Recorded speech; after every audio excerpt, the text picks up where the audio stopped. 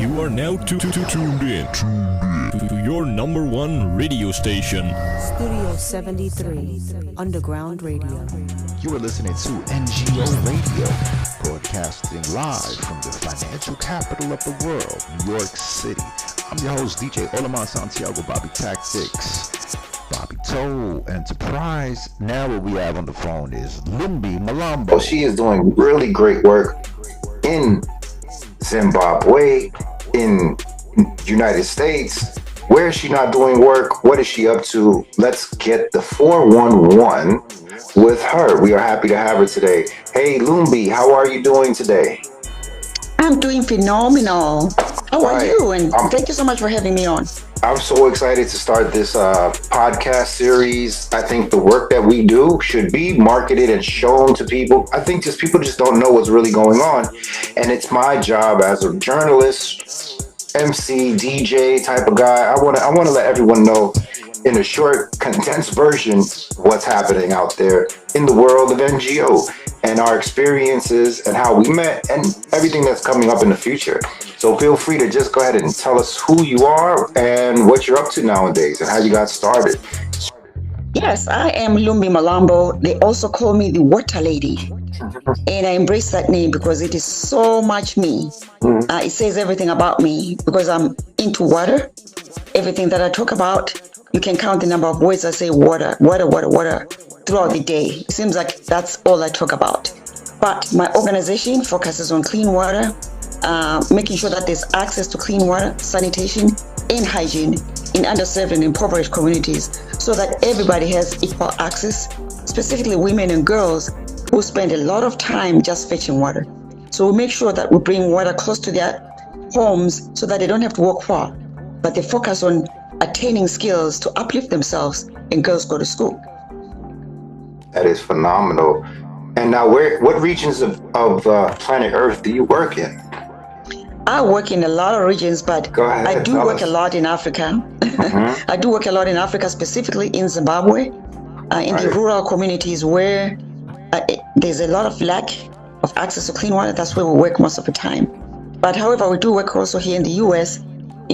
We do provide not sanitation, but hygiene items for women and girls in several states. And also we do train young, students and interns on leadership skills and community engagement and, just how to attain those skills so that they can make the world a better place in the future.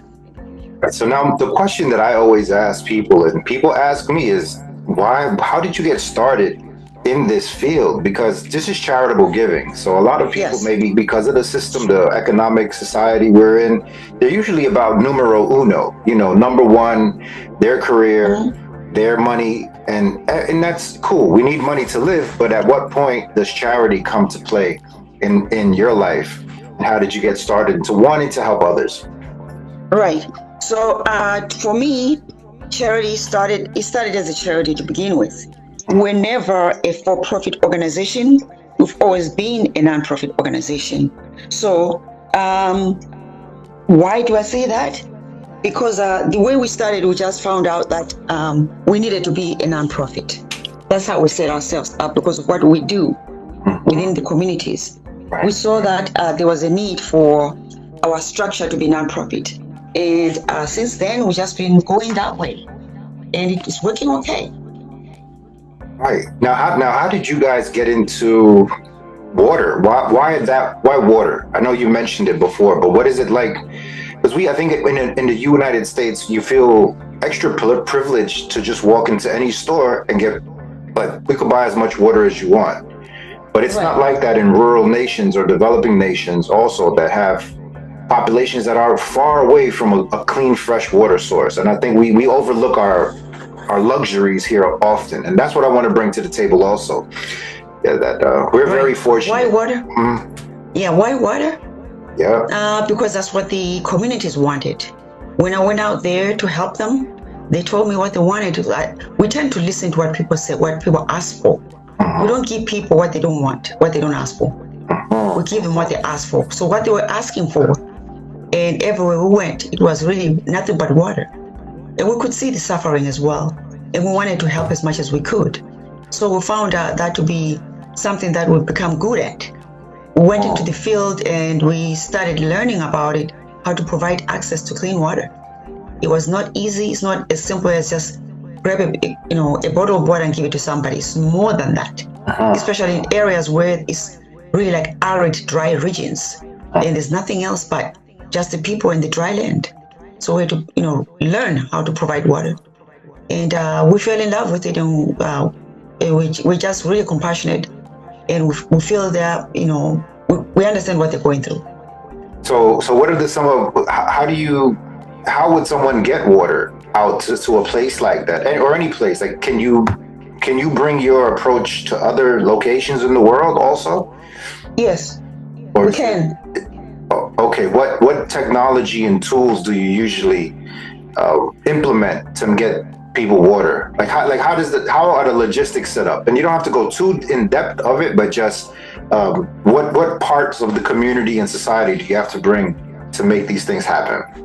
Yeah, so we work with science and technology institutions to understand which sustainable water solutions to provide for communities that are in need in a customizable manner. Because we understand that no community, no one size fits all. Right. So each community is different.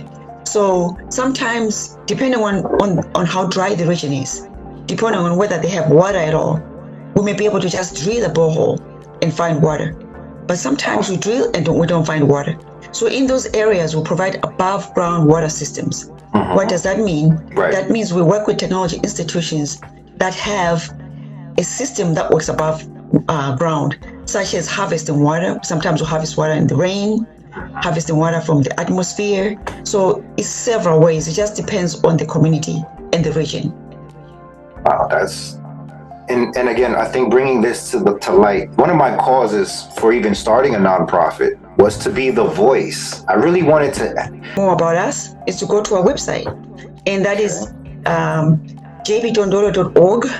That's the one that you're showing, jbdondolo.org. That's where they can go, or they can just go on social media, find us at jbdondolo, one word, at jbdondolo. If everything else fails, then you can just search for Lumbi Malambo. You'll find that, and then you find my organization. Wow, that's awesome. So right now I'm actually on the website. What I'd like to let our listeners know is some of the partners that you have. It's really nice to see that. So you have a Desert Research Institute, Impact Diverse, Front Runners, Voices of Africa. Tell us about that, the Voices of Africa. I believe I've heard that. And also the Tony how do you pronounce the name? I know Tony Emelo Foundation. Yes, those are my mentors, Tony Elumelu Foundation. There you go. They're in Africa. They build in Africa.